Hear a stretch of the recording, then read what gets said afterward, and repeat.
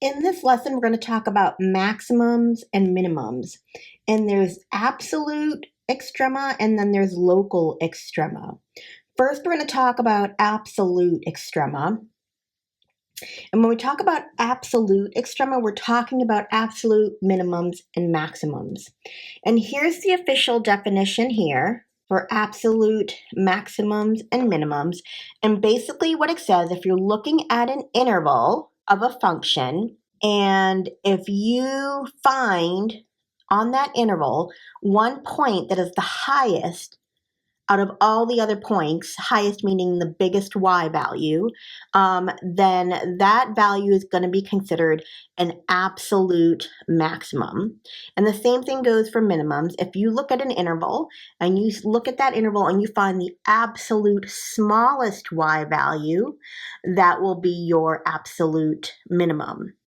Now, when the question says, where does the maximum or minimum value take place? That's when you give the x value. You say x is, 3, then you would have an absolute maximum of, say, 5. So where it takes place, you describe that with your x value, and then the actual maximum itself, you describe that with the y value. So here are some examples here. We have 6 graphs. If we look at graph A first, we have the cubic function, and these should have arrows on them. It kind of bothers me that it doesn't, but all of these should have arrows. And so when you look at the function x cubed on the interval from minus infinity to positive infinity, so basically that means we're looking at the entire graph, there's going to be no absolute maximum because no matter what interval I look at on there, even if I pick the entire interval from minus infinity to positive infinity, there's no biggest value. Because if I say let the biggest value be 4, we could go up to 6. And then we could go up to 9, and we could go up to whatever. There's always some higher value because that function continues to grow. And the same thing goes for absolute minimums. There is no absolute minimum because when you look at the function as x approaches negative infinity, that function continues to go down. So no matter what value of y you pick, there's always one lower. So there's no absolute minimum there as well. Now, when we look at graph B, this is the graph of 1 over x squared plus 1. This graph never touches the x-axis. There is no value of x that you could ever plug in to give you a y value of 0. But what it does is it keeps, as you go further out in either direction, it gets closer and closer and closer to the x-axis.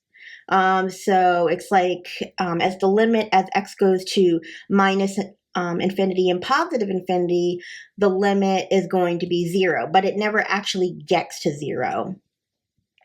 So there's no way to ever say that there is an absolute minimum because it always can go down a little bit further, closer to that x-axis. There is, however, an absolute maximum. The highest that graph gets on the entire interval from minus infinity to positive infinity is right here. So we would say that it has an absolute maximum of 1 at x equals 0. So for the graph C, this third graph, when we look at the cosine of x, and we look at it on the entire x-axis, from minus infinity to positive infinity, we do have an absolute maximum. At every even multiple of pi, it hits that absolute maximum of 1. And then it does the same thing for the absolute minimum. At every odd multiple of pi, we hit the absolute minimum at -1. If we look at the fourth graph, it's a piecewise function. And if we look at this function, it does have an absolute max. So if we look at it and we scan the graph from here to here, the highest point on that graph is right here. At x equals 0, the y value is 2. That's the highest point on that graph. So that's the absolute maximum. Now, there is no absolute minimum, although it looks like there might be here at -2. But because of that open circle there that represents an open interval, there is no absolute minimum. because someone could say, well, what about negative 1.9? That's really close to negative 2, but it's not negative 2 because we know negative 2 doesn't exist. It's an open circle. But I could say, well, negative 1.99 is smaller, and that's still not negative 2. And then someone else could say, well, what about negative 1.999? No matter how many nines you go out, you can add on one more 9 and get even closer, but still not hit negative 2. So there is no absolute minimum for this one because that is an open circle there. Now, if that was a closed circle, we could definitely say that there's an absolute minimum at x equals 2. But at this point, we can't say that because it's open. Now, graph E, if we look at the interval from 1 to 4, this definitely has an absolute maximum. That would be a maximum of 4 at x equals 4. And if you look at the lowest point on that graph, we would have an absolute minimum of 0 at x equals 2. Now, sometimes students get confused and their eye gets drawn to this point right here. And they say, well, what about 1 at x equals 1? Because they see that that's an endpoint, so their eye automatically wants to get drawn to that. But you have to keep in mind that when we're looking for the absolute minimum, we want to look at the smallest point, meaning the lowest y value on that interval. And certainly 0 is smaller than 1. So at x equals 2, we have the absolute minimum of 0. The last graph, we have an asymptote at 2, and this should have an arrow here. If you can see, there's no absolute maximum because that arrow tells us it keeps going up forever. So no matter what point you pick, you can pick one higher. But there is an absolute minimum on this interval 0 to 2. We have the smallest y value we've got is at x equals 0, which is 0. Now, there is something called the extreme value theorem, which basically says that if a function is continuous, meaning there's no breaks or holes or asymptotes, and you have a closed interval, so the interval, let's say an example is from like 3 to 7. So that interval from 3 to 7 has endpoints that are closed. They're not open holes. Then there will be an absolute maximum and there will be an absolute minimum. But it has to meet that criteria that it's closed and bounded and continuous. Now, talking about local maximum and minimum, which is local extrema, this is where you have high points or low points in the graph. It's not overall on the entire interval or graph, but it's in a local area, which is why they call it local maximum or local minimum. Like, for example, if we look at this graph right here of a cubic function, there is no absolute minimum because this arrow tells me that it goes down forever. So there's always one more value that you can pick that's lower. But there's a local minimum, which would be right here. So in this vicinity right here, that I boxed around, there is a minimum in that area. So that's the difference between the local extrema and the absolute extrema. Now, sometimes that they can overlap. Sometimes you can have a local max that is an absolute max, but sometimes not. It doesn't have to work out that way. In order to find these local maxes and mins, without looking at the graph, if you just had the equation, you could find what's called critical points. And these critical points often work out to be local maxes and mins. So in order for a point to be considered critical, when you take the derivative and you set it equal to 0, whatever values of c that give you 0 is considered a critical point. If you plug in a value of c into the derivative and you get out something that's undefined, it also is considered a critical point. So looking at these 5 graphs down here, if we look at graph A, it says we have a local maximum at point C. The derivative at point C is 0 because there's a horizontal tangent there, so the slope of that tangent line is 0. We have a local maximum at C on graph B, there's a cusp there, so that's a local maximum. However, If you plug in C, you're going to get something that's undefined because that's not differentiable because it comes to a cusp or point. But that still means that that critical point could possibly be a local max or min, and this is an example of that. If you find a value of C where the derivative is undefined, then that could be a possible local max or min. Here's another example of where the derivative is undefined at C, but is considered a local minimum. Here's an example of where you get the derivative 0 at point C. However, it's not a local max or min because the tangent line at that point has a slope of 0. And the same thing goes for this last graph here. You have that the derivative at point C is undefined, but that doesn't necessarily mean that it is a local max or min because at that point, the slope of the tangent line is undefined. So what this tells us when we're looking for critical points, it helps us find the local maxes and mins, but these values, if we plug in values of C and we get that it's 0 or undefined, it doesn't necessarily mean that it's for sure going to be a local max or min. So in this example, we have 3 parts, A, B, and C, and for each part, we're going to take that function, find the derivative, and then find the critical points.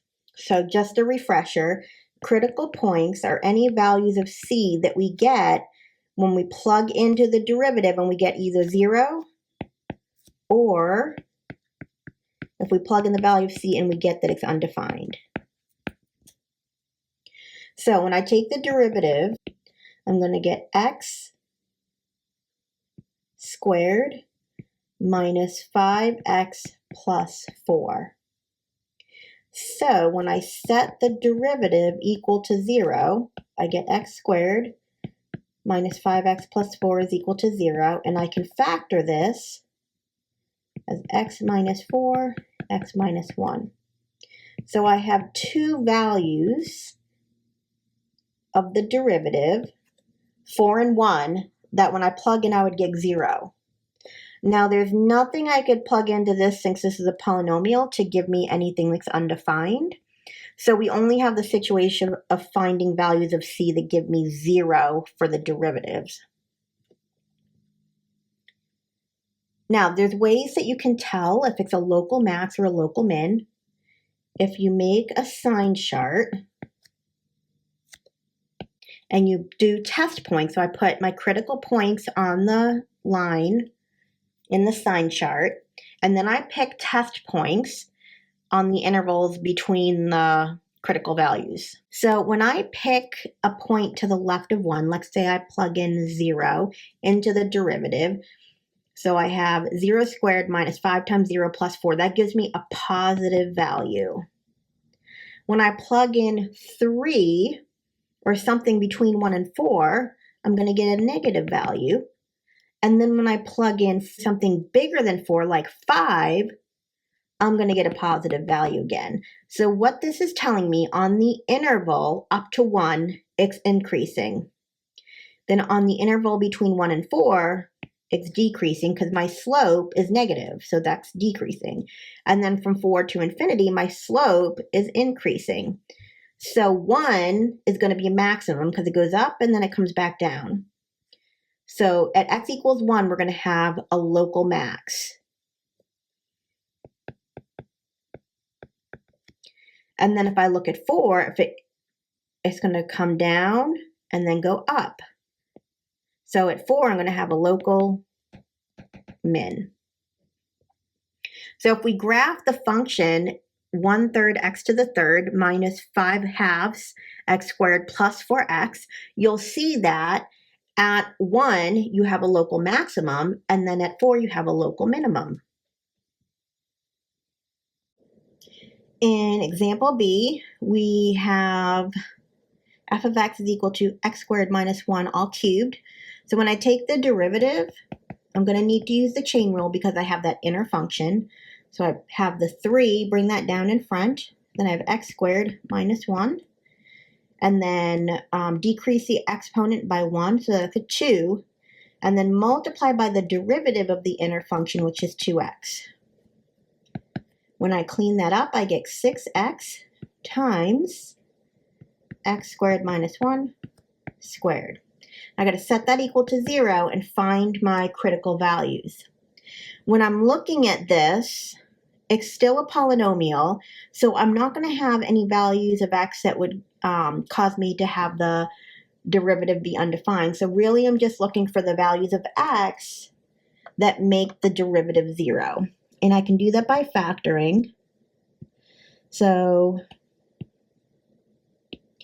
when I factor x squared minus 1, I get x minus 1, x plus 1, and that's all squared. So I have 3 critical values. I have 0, 1, and negative 1. So these are my critical values. So I need to identify which ones are local maxes and mins. So I'm going to do that by making a sign chart.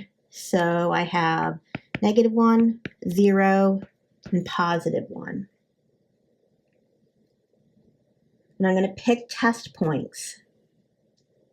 If I pick a point less than negative 1 and I plug it into the derivative, I'm going to get a slope that's negative. When I plug in a value between negative 1 and 0, I'm going to still get negative. When I plug in a value between 0 and 1 into the derivative, then I'm going to get a positive slope. And when I plug in a value greater than 1 into the derivative, I'm additionally going to get a positive value. So you can see here that I'm continuing to decrease on the interval from negative infinity up to 0, because the slope of the tangent line at negative 1 is 0, but I do not have a local min or max there. Same thing here. This has, at x equals 1, I have the slope of the tangent line is 0, but it's not a local min or max because the slope doesn't change from increasing to decreasing or decreasing to increasing. But here at 0, it goes from decreasing to increasing, which means this is a local min. So if you were to graph x squared minus 1 cubed, you would see that there's a local min at x equals 0. And actually, this is a case where the local min is actually the absolute min as well, because if you look at the entire graph, x equals 0, there is the lowest possible y value on that graph, which is negative 1. We have f of x is equal to 4x over 1 plus x squared. Here we're going to have to use the quotient rule. I'm going to take the derivative of the top, which is 4, times the bottom, minus the derivative of the bottom times the top, all over the bottom function squared. Now, when I clean this up, I'm going to get that the derivative is 4 minus 4x squared all over 1 plus x squared squared. So this is the derivative. So we got to look to see where the derivative would be 0 or undefined. In this case, there is no way to have the derivative be undefined, because this is x squared. So even if I put a negative 1 in there, when I square it, it becomes a positive 1. So the denominator stays positive. So it's impossible to get a 0 in the denominator to make this undefined. But we can, however, find where the derivative is equal to 0. That's where the numerator is 0, because if you have 0 over anything, unless it's 0. 0 over anything other than 0 is going to be 0, right? So if you have like 0 over 4, it's 0. 0 over 100 is 0. So we're just looking to see what makes the top 0 then. By factoring, I can pull out a 4, and I'm left with 1 minus x squared. And then I can factor that into 1 plus x, 1 minus x. So my two critical points are going to be negative 1 and positive 1. And now I check to see if that's a local min or max. I make my sign chart. and I pick test points. If I pick something to the left of -1, I'm going to get a negative number. If I plug in something between -1 or 1, such as 0, if I plug 0 into the derivative, I'm going to get a positive slope. And then if I plug in something bigger than 1, say 2 or 3 into the derivative, I'm going to get a negative slope. So what this tells me is from -infinity up to -1, I'm decreasing. And then from -1 to 1, I'm increasing, which means this is a local min. And then from 1 to infinity, I'm decreasing. So at x equals 1, I have a local max. And you can always graph the original function 4x over 1 plus x squared and verify that that's true. So in the previous example, I showed you how to find critical points and then how to identify if they're local maxes and mins. Now, what I want to do with you next is talk about how to find absolute maxes and mins. And so absolute maxes and mins are going to be either the endpoints or they're going to be at a critical point where maybe the absolute and the local max are the same. So if you're looking for absolute extrema, you want to look at the endpoints of the interval and you want to look at your critical points. So here's a problem-solving strategy, step-by-step instructions on how to find absolute minimums and maximums on a closed interval. So first you want to find the value of f at the endpoints a and b. So if you plug in a into the function and you plug b into the function, find the corresponding values of y. Then for the second step, you want to find all the critical points that lie on the interval from a to b. Then the third step is you want to compare them and see which one has the highest value. Is it the endpoints or is it local maximum or minimum if there is a local maximum or minimum? So for example A, we're going to plug in 1 into the function and we get that the corresponding y value when I plug in 1 is 0. So I have the point 1, 0. So if you notice, this is where I'm getting my values from. Remember, we want to check those endpoints. So whatever the endpoints are in the interval, you need to plug them in because those could possibly be your max or your min. My other endpoint is 3, so I'm going to plug in 3 into f. And when I do that, I'm going to get -2. So these are the corresponding y values of the endpoints of my interval. Now I'm going to look for critical points for step 2. So I'm going to take the derivative, which is -2x plus 3. There isn't any values of x that I would plug into the derivative that I would get something that's undefined. So I'm not looking for values of x that are undefined on the function, but I do want to see what would make the derivative 0. And I would get that x is equal to 3/2. So this is my only critical point here. Now I want to point out to you guys that all the examples we've done so far where we've taken the derivative to find the critical points, we haven't found any critical points that would create the derivative to be undefined at a specific point, but you still have to check that.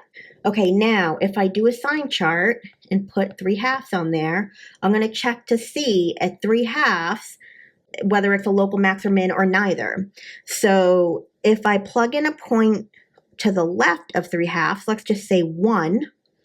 If I plug in 1 into the derivative, I get that interval has a positive slope for the tangent line. And then when I pick something to the right of 3/2, let's say 4, I am going to get, if I plug 4 into the derivative, I'm going to get a negative slope for the tangent line. And so that tells me if I go up and then I come back down, that tells me that this is a local max at x equals 3/2. So now here's another point I have to check. What's my corresponding y value at 3/2? How high up does it go? So if I plug 3/2 into my function, I'm going to get negative and then 3/2 squared plus 3 times 3/2 minus 2.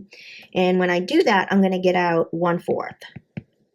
So at 3/2, the value of my y is 1/4. If you look at this,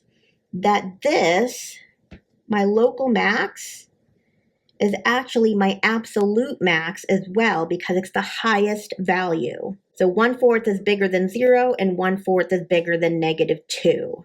So that has the highest value.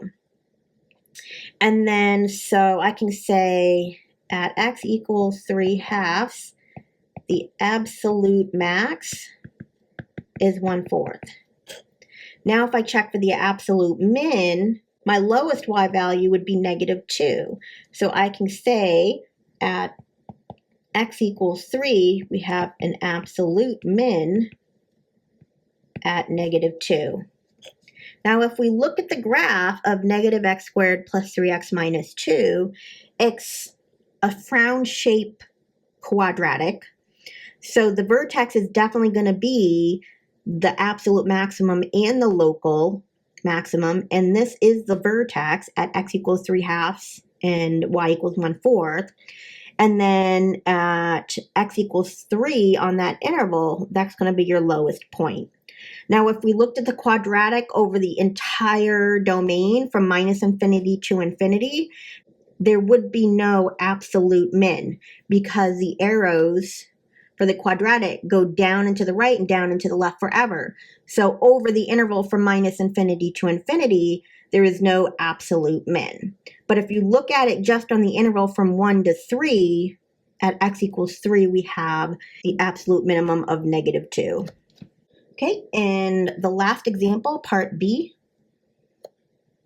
I'm going to evaluate my endpoints. So I'm going to find f of 0. And when I plug that in, I'm going to get 0. And I'm going to plug in 2. F of 2 is equal to about -0.762. So now these are my endpoints evaluated. So now I got to find my critical values. So I'm going to take the derivative and set it equal to 0, or look to see where the derivative is undefined, and those will be my critical points that I can check for local maxes and mins. When I take the derivative, I'm going to get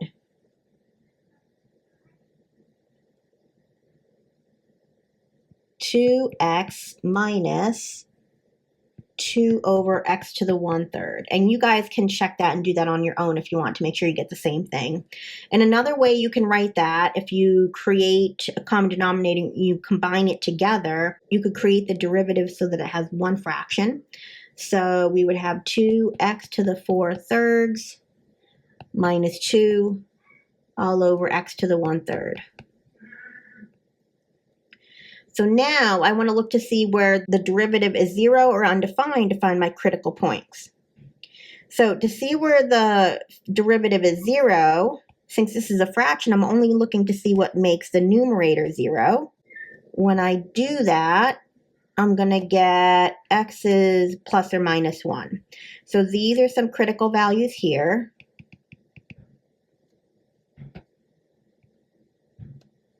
And then if you look at the denominator, the derivative would be undefined at x equals 0. So x equals 0 is also a critical value to check. So we're going to put those critical values on our number line. We have -1, 0, and +1. Okay, so when I plug in a value that's less than -1 into the derivative, I'm going to get a negative value.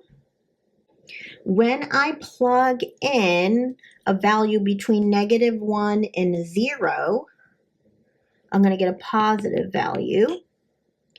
When I plug in a value from 0 to 1 into the derivative, I'm going to get a negative value. And then when I plug in a value from 1 to positive infinity, I'm going to get a positive value. So what that tells me is at -1, it goes down and then it comes back up again. This is a local min. But we're not considering -1 on this interval, so we don't need to worry about that because the interval says we're looking at between 0 and 2. If we were looking at it on a different interval, -1 might matter. We are looking at the value 0, and at 0 you can see that it increases and then decreases. So that means this is a local max. And then at x equals 1, it decreases and then increases, so this is a local min. So we are concerned because we're looking at the interval from 0 to 2, we are interested in 0 and 1. Now we did already find the value of the function at 0, that's this here. So that's also a critical value. We found our endpoint at f of 2 was -0.762. But our other value that we haven't found yet is this local min at x equals 1. So I need to plug into the function f of 1 to find out the corresponding y value.